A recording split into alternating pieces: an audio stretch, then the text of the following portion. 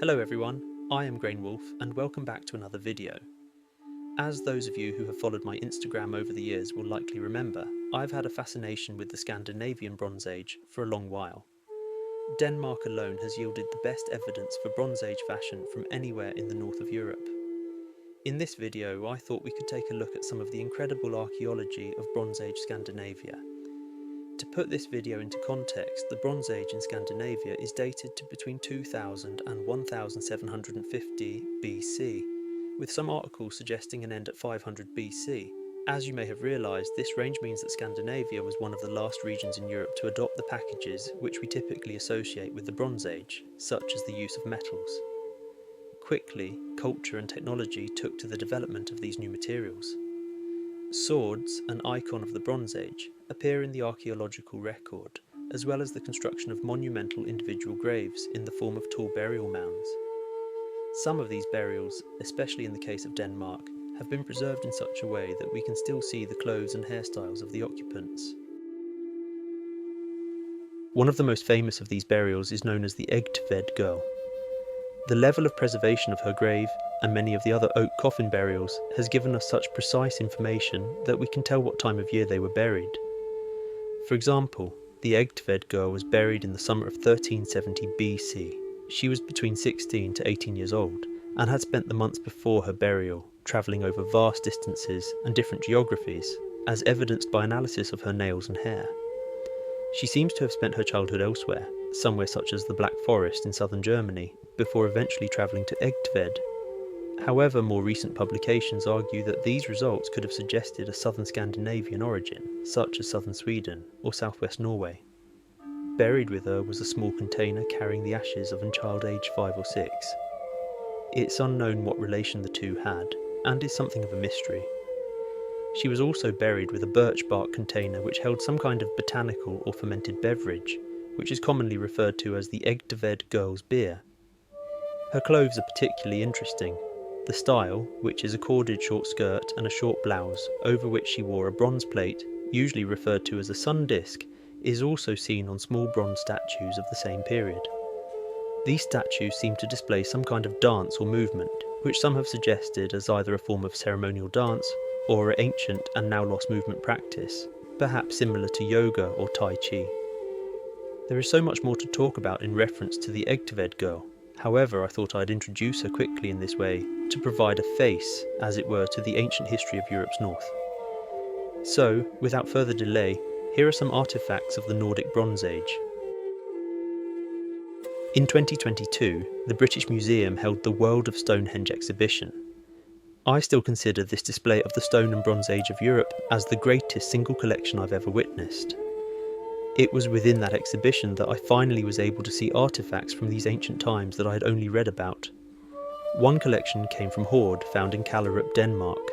This hoard dates to between 1200 to 1000 BC, as is an odd collection of items which don't seem to hold any specific practical use. Instead, they seem to be more ceremonial in their nature, and not just in the archaeological cop-out use of the term. For example, one of the artefacts is a bronze two-headed bust of a male figure wearing a horned helmet. This is a fascinating piece, as it harkens back to mythology shared by many cultures outside of Africa, known to researchers as Indo-European. These stories, which are shared in a region which spans the north of Europe to the subcontinent of India, tell of characters known as the Divine Twins. In the stories, these twins are often associated with horses and act as semi-godlike figures or heroes. If you're familiar with the legends of Castor and Pollux of Greek myth, Hengist and Horsa of Saxon tale, or Ashvins and Nasatya of Indian belief, you'll have heard the later retelling of these more ancient stories. The twins are accompanied in the hoard by a set of paired horses, which have a stylized almost swan neck design. The loops under the heads suggest they were part of an assemblage which didn't survive the intervening years underground. Both the horses and the twin head item look as if they were supposed to be mounted on something. Beside these is a huge, very ornate axe head, which features spirals and doesn't seem to be entirely practical to use. All these items together seem to represent a sort of ceremonial or cult assembly, which were paired together and chosen to be buried as a hoard by Bronze Age Danes over 3,000 years ago. Another quite unique and beautiful example of the Nordic Bronze Age and the era's sun cult is known as the Trundholm Sun Chariot. The chariot was discovered in a peat bog in northwest Zealand in Denmark and is dated to between 1500 to 1300 BC. The bronze statuette depicts a horse pulling a large circular gold sun disk mounted on a four-wheeled chariot. The entire model is about 54 centimetres long, with the sun disk itself having a diameter of 25 centimetres. The sun disk was cast in bronze and then covered in a thin layer of gold leaf which was impressed with decoration. The idea that the sun is pulled by horses or by boat is a very common motif and features in a number of Bronze Age belief systems. For example, arguably the most famous Bronze Age culture is that of the ancient Egyptians, who held the belief that the sun was pulled across the sky by a solar bark, or boat, piloted by a ray. This interpretation might fit the Trundholm sun chariot quite well. One side of the gold sun disk, for example, is ungilded. This meant that one side was layered with gold and the other not, perhaps a decision to represent the cycle of day and night.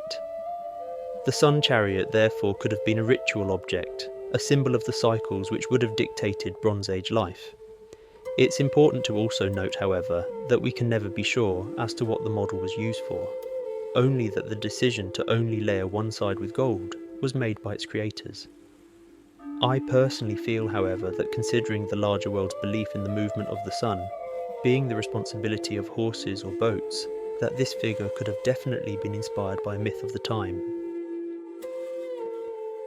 Lastly are a set of helmets which I think are just too cool not to talk about. As we're all aware by now, the Vikings didn't actually have horned helmets while raiding and trading across Europe's coasts. But, perhaps, their Bronze Age ancestors did. The Viksö helmets are a set of almost identical thin bronze helms.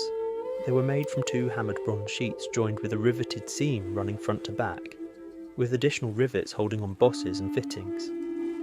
The horns were separately formed, curved S-shaped tubes, and attached with rivets and fittings.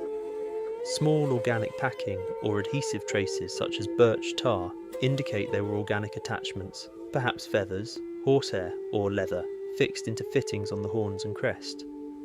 They were found in Zealand, Denmark, and are dated roughly between 1000 BC to 857 BC, marking them as a product of the region's late Bronze Age. These helmets are fantastic examples of what we could consider either ceremonial or performative headwear. The helmets are thin, heavily ornamented, and unlikely to have been effective protective combat helmets. Their elaborate anthropomorphic ornament and fragile attachments would argue against routine martial use. They aren't unique, however, to Europe's Bronze Age seafarers. Far to the south, the island of Sardinia held a civilization who also used similar helmets, at least from what can be identified from the statues they left behind. The Nordic civilization, who I will have to cover in their own video, left behind statuettes of warriors adorned with tall horned helmets, sometimes depicted with multiple eyes, dated to roughly 800 BC. Seeing the example of the Viksö helmets, I wonder if these eyes were actually a part of the helmet's decoration, as they are on the Danish finds. When it comes to ancient history, there's just so much which isn't spoken about and isn't widely known. I hope that this video introduced you to some things from our ancient past which you didn't know about before, or at least that you enjoyed my interpretation of their uses. If you'd like more prehistory, check out my Instagram and Patreon in the links below, or click my channel button to see my other videos. As always, I've been Graham Wolf and thanks for watching.